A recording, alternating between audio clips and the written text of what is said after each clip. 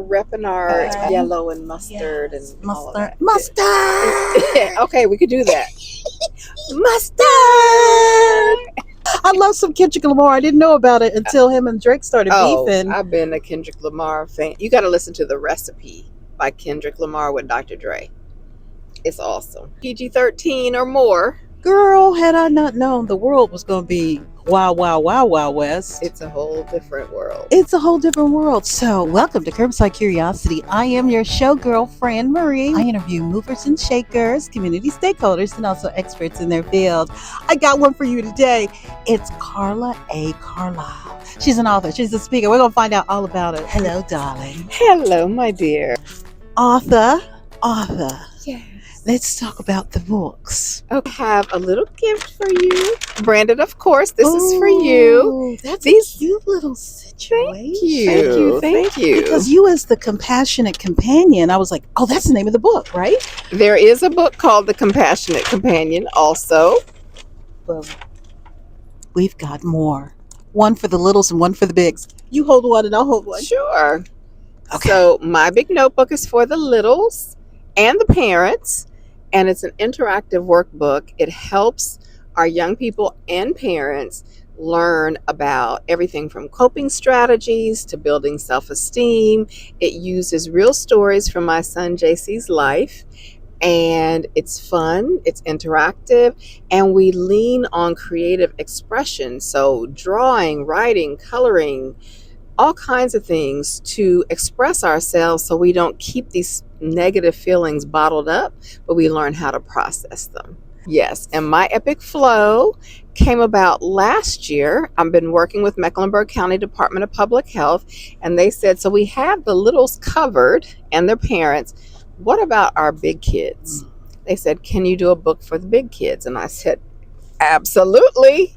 So here we are, My Epic Flow. It's also an interactive workbook, and it has a little more mature topics in there, but we cover the basics, like I mentioned, and we do everything, like I said, from self-esteem building, but we also expanded our focus to talk about things that are going on that impact our young adults. Everything from boundaries, engaging with adults and mature relationships, to suicide prevention, substance use disorder, goal setting, making it through this digital jungle that we all find ourselves in. There's a little bit of everything in it, and we do workshops, and we have a 30-lesson curriculum with each of these books.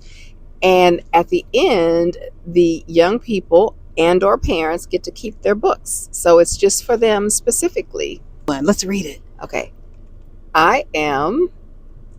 That means you're acknowledging that you recognize yourself. I am resilient. I am a force to be reckoned with. I am creative. I am an amazing person. I am loved. I am worthy. And I believe in myself. When nobody else may believe in me, I believe in myself. And that's on the back of the book. Pick out a gift. Ooh. Okay, you get to pick out a gift. Oh, this is what I need. I'm telling you right now. For real? I'm always in need of a sewing kit. This will stay in my car. Okay. This is so important, especially when you have a big boy like I do. The buttons come off. I need a safety pin. I need something. I need to rip a hem. I need to do something. I got hot sauce in my bag. Swag. Hey. What's your car dance? Oh, Lord. Well, we can do this. Okay. I think I'm Janet Jackson. I just saw Janet Jackson in Vegas. Control. 4, 3, 2, 1. This right here, this is for my son, JC, who is the subject of my big notebook, by the way. He is the co-author also. I was thinking he might like crayons, but you know what else I got? What else do you have? There's all kinds of stuff in this bag. Oh my God, I love this. Skin tone crayons. That is awesome. Where did you, I don't even want to know. Dollar store. I love this. Dollar Tree, now $1.50 tree, now $2 tree, now $5 $5 tree. Author, speaker, compassionate companion, works with the city. You're a mover shaker, you're a community stakeholder, and you're also an expert in your field. Yes, You checked all the boxes. and that all came from my son coming into my life at 10 days old. I was his foster mom. I had him for the first 6 months of his life, and then he was given to his birth mother. I had concerns because she had lost custody of her other 10 children, and I wasn't sure that the decision that was made was the right one for him, because the way they did it is that they gave him back to her as if he had never been taken. So there was no support in place, there were no controls in place or anything. So I let my foster license expire, and for the next 6 years, I co parented with her. That's how you do that. Yes. And that was life changing. When I tell you it was life changing, it really was. Because, first of all, I got so ingrained into the family that I learned and I saw firsthand how trauma really can truly be passed on from one generation to the next without some type of intervention. And by that, I don't mean taking kids away necessarily. What I mean is some type of loving adult support, exposure, experiences to say my life doesn't have to be like this. So by the time I met his birth mother, she had been through so much trauma her entire life that she just didn't trust anyone. And by this point, there were mental health concerns and substance use disorder and domestic violence. And there was so much going on. So I swooped in like Superwoman, like I'm going to save the day. And that was not my skill set. So that is not what happened. So I spent about 6 years keeping him safe in my mind. And when my son was 6, he had a major mental health crisis that required him to be hospitalized. And that's when I got emergency custody, and I eventually adopted him. By the time the adoption was finalized, he was 8. And he has not seen his parents since he was 6 years old. And unfortunately, his birth mother passed away from fentanyl poisoning a couple of years ago. So this has been such a journey and so life-changing. I left corporate America behind. I left everything else behind because I saw the urgency firsthand with somebody I truly cared about. Like, what can happen and how can these curses just be allowed to continue? And they're going to, if there's not some tools given, if there's not a light at the end of the tunnel, if there's not some vision toward healthy living and healing. And the conversations that need to be had. Yes.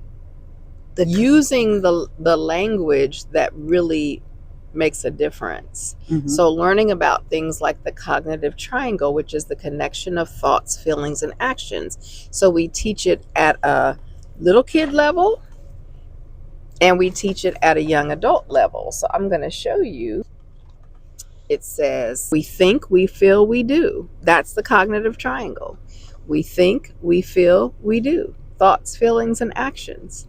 But we teach about these basic things, and then we connect with our young people, no matter their age, and their parents to say, let's think about what happened. So I have a thought in my mind.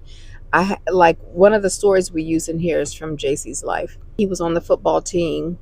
He wasn't selected as a starter. He got upset and he threw his helmet. His thought was, I'm not good enough. His feeling was anger, because that's all he knew at that time, right? Was anger. You know, when you're younger, it's like mad, sad, glad. Pretty much, you know, it's pretty simple. His action was to throw that helmet, and it ended up hitting one of his teammates.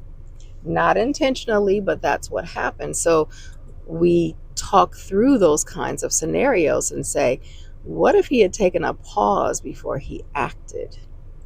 So we talk about 5, 5, and 5. But 5, 5, and 5 is saying, what's going to happen in 5 seconds, 5 minutes, 5 hours, 5 months, 5 years if I do this? If I do this, if I throw this helmet, what's going to come out of it? Because there will be some fallout, right? So, and our young kids may not have the state of mind to really think that through, but with our older youth, we can do that. And with adults, we can do that too. With the young kids, we say, what do you do when you get upset? And I have to share this with you because it's just the coolest Ooh, we thing. have to do it. We have to Yes. do it. Okay, so we're going to sit with our bums to the ground. Yes, Okay. and our feet are going to be planted flat on the ground. This is called a physiological hold or physiological sigh. And this is something that I do with young adults or adults. And it's another way to help clear your mind, reset your brain. It's the same kind of concept. Our stomach and our chest should fill with air, right? Okay. So we're going to inhale. Now inhale again. Now exhale, blow it out. So you can do it again. You can put your one hand here and one hand on your stomach if you want to feel it. So we inhale again, exhale.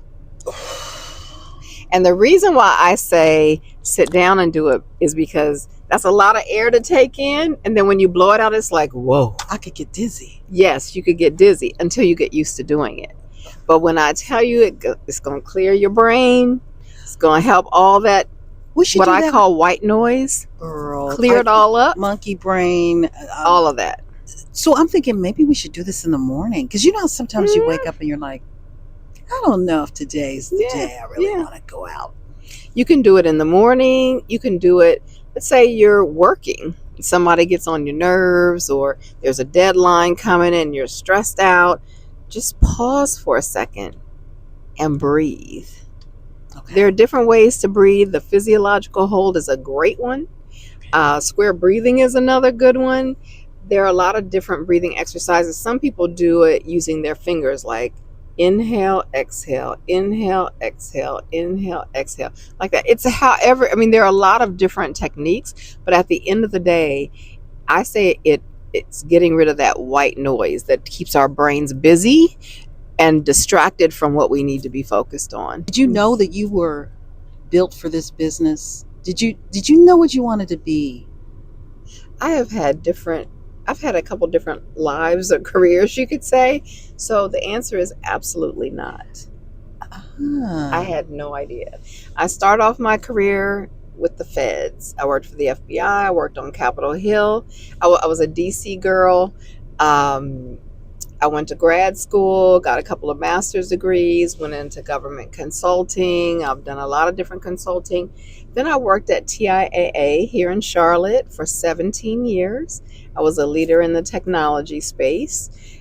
And it wasn't until JC came into my life and I had this awareness about trauma and its impact. And I thought, here I am keeping a spreadsheet that has 45 different service providers and individuals who are helping us along our journey. And I'm keeping track of this. And I'm thinking about all these parents, working parents, struggling parents. Like, what's happening with those kids? Not at any fault of the parent. It's just a lot. It's a full-time job. So what can I do to make life easier or easier to cope with? Mm-hmm. That is also healthy for me and helps me along my healing journey and my son. And so, whereas I tried to swoop in with my son's birth mother and save the day with my superhero cape on, and I had to retire that because I am not a superwoman. I'm not. But doesn't she look like 30 years old? You got what? Yeah, I'm not 30. Not even close to 30. I've always heard black don't crack. Then I heard beige don't age. And I had never heard that before. I was like, what? I don't like that, but it's okay. Beige don't age. I'd never heard that before. Working in DC, I know your clothes were all that in a bag of chips. And here I am, small town girl from Kokomo, Indiana. I had to get this, I call it my city edge, that I had to shake off when I moved to Charlotte because it just didn't mesh well with Charlotte. Although Charlotte's changing, but that city edge that I had to develop almost like a callus, right? To protect myself and to learn how to cope and function in such a dog eat dog environment, in a very male dominated fields. I've always been in male dominated fields. So I had to learn how to function in those settings. But what else happened in that process was that I learned how to put on a face. And by a face, I mean, when people found out about what was going on with my son and me, they were like, I had no idea, because you always smile, you always look so happy. But that's the face. It's almost like a mask that we put on sometime to mask what's really going on. And I'm not suggesting we wear our hearts on our sleeves, but think about it. How many times has someone said, how are you doing? And you're like, girl, I'm fine. But you're probably not really fine. Trauma dumping, trauma bonding, because that happens too. People bond over their trauma, and that is their connection, and it ends up being an unhealthy connection. So I've learned about all this stuff. Everything I've done has been based on therapy my son and I have had, or engaging with licensed clinicians. So I make sure that the evidence-based stuff is accurate. The heart piece comes from in here. And from these experiences. And my team, I have an amazing team of facilitators, ranging from individuals with lived experience, those who are certified peer support specialists, and licensed clinicians. And everyone brings something so amazing to the table. I'm very selective about who I bring on the team, because this is my baby.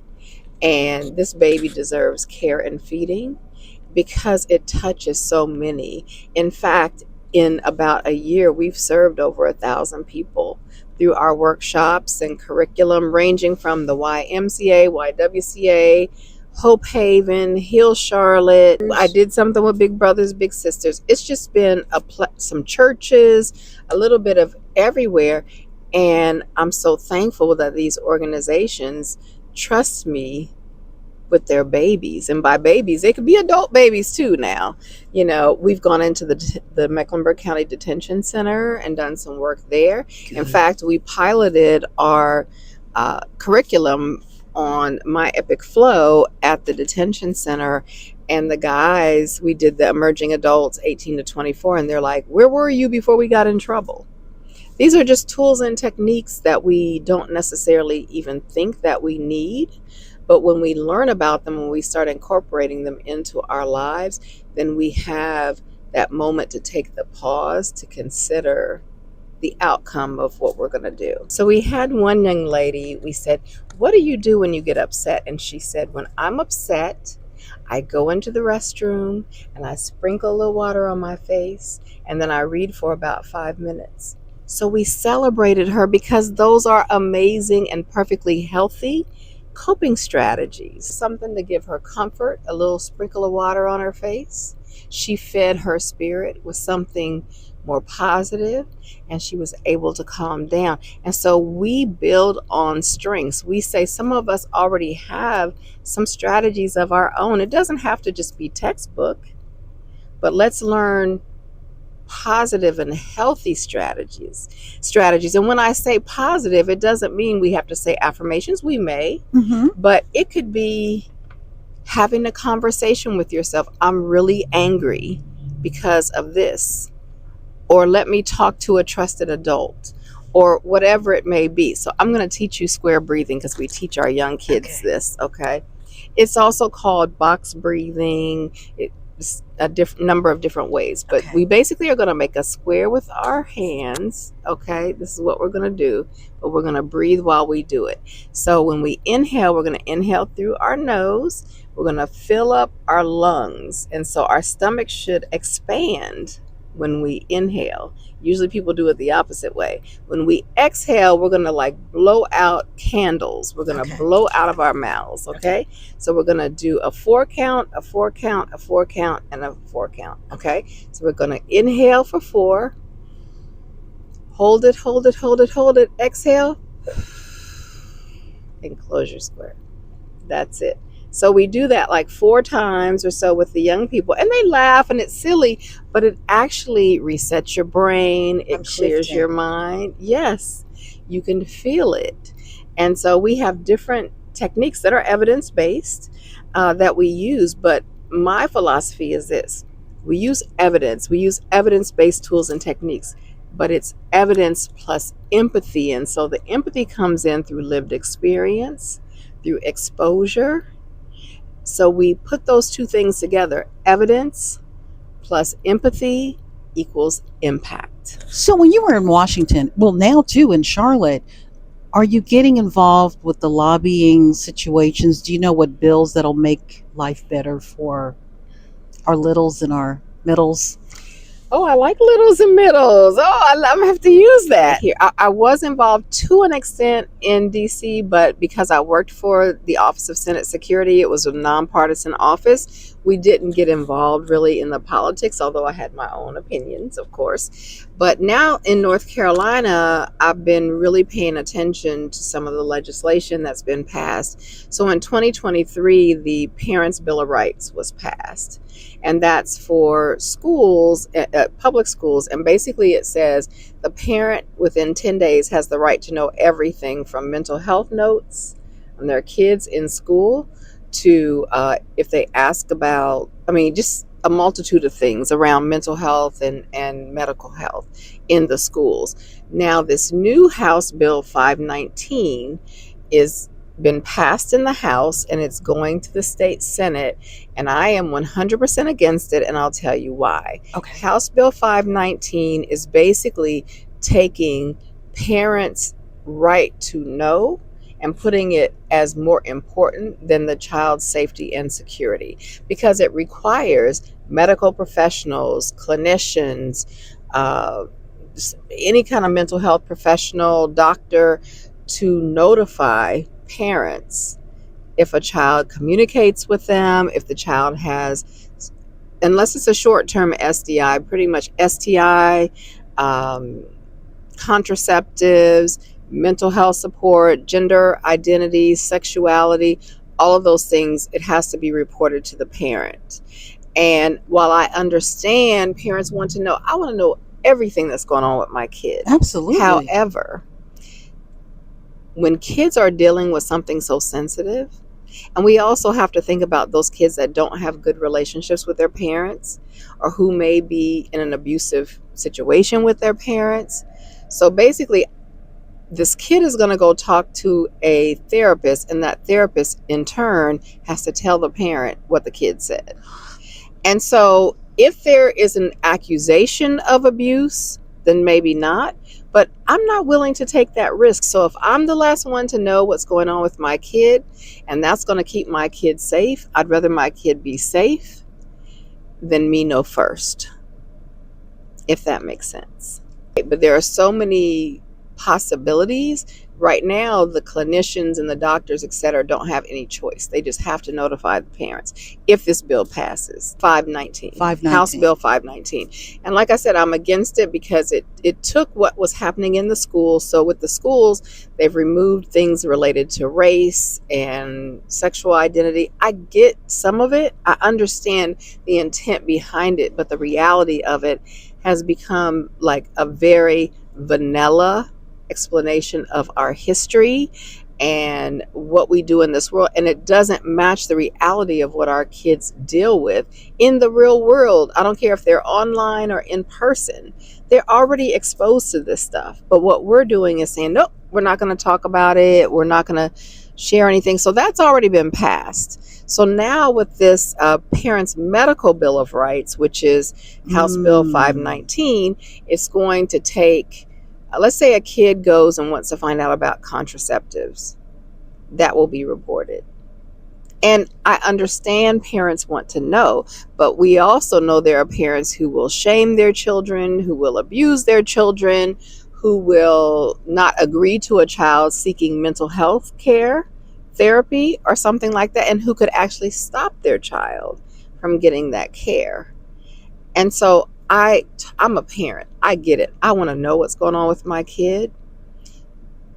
I almost lost my child to suicide when he was 6. I'm going to tell you that I would rather be the last to know, and my son or my daughter or whoever it is feel like they have someone safe through the medical profession, through therapy, through a school counselor, or whatever the case may be, to speak to someone, because that's what they need. That's what they need. Yes. When does Carla A. Carlisle sleep? Oh, Girl, I can see you at 1 a.m. Proposals. 2 o'clock a.m. Another proposal. 3 o'clock. I should go to bed. I do shut it down. Do you? I do. I shut it down, because one of the things that I learned through this whole process of me becoming this trauma expert and learning about all this through experiences and training and education was that I had to take care of myself. I'll share this with you really quick. When I got custody of JC, I was 40 pounds overweight, over $100,000 in debt. I had alienated myself from my friends and my family because no one understood what I was doing with his birth mother. And so when I got custody of him, which is what I had been praying for, is for us to be together in a safe space, not necessarily custody, but safely. Safe. And then I was a mess. So that thing, you can't pour from an empty cup, I had to start asking for help, not just for myself, not just for him, but for me, so that I could support him. Like, you can't be good to anyone if you're not taking care of yourself. So what do they say when you get on a plane? Put on your mask first. Why? What happens if you don't put on your mask first? You can pass out. What happens if you pass out? You could end up dying, right? If you're dead, you can't put anybody else's mask on. So the thing is that I prioritize self-care. So when I tell you I shut it down, I do shut it down. I shut it down, and I take time for me. I really do. Okay. Last question. You can pick another gift. Okay. Because I need to know. Okay. What is your favorite thing to cook? Oh, this is it. This is my next thing. My going favorite goals. thing actually, I like to cook out on the grill. I'm a grill girl. Give me some hot Every dogs, day. hamburgers, chicken, corn on the cob, some fruit, and I'm good to go. Feels like you ate out. Yes. And it's so yummy. You go, And it's quick. It's so quick. It's so true. Yes, It's so true. yes. Carla A. Carlisle, what's the last words, darling? My last words Because would be, it's hard to interview her for a few minutes. You know what I'm saying? She's so full of goodness. thank you. And everybody look up House Bill 519, okay? Yes. So I would say I would love to connect with people on social media, because I talk about a lot of things ranging from self-care to what's going on, in the community, to just a little bit of everything. So my social media is Carla A. Carlisle, and it's CARLISLE. Or you can go to My Big Notebook for Kids on Instagram. Oh. And then my website is voyage2resilience.com. Because it is a voyage. It is a voyage. A voyage to Yes. recovery. Hey. Thank you so much, Fran, for having me. And I'm so glad we got to meet in person. Curbside Curiosity. I'm your show girl, Fran Marie. Movers and shakers, community stakeholders, and also experts in their field. Okay? Don't play with her.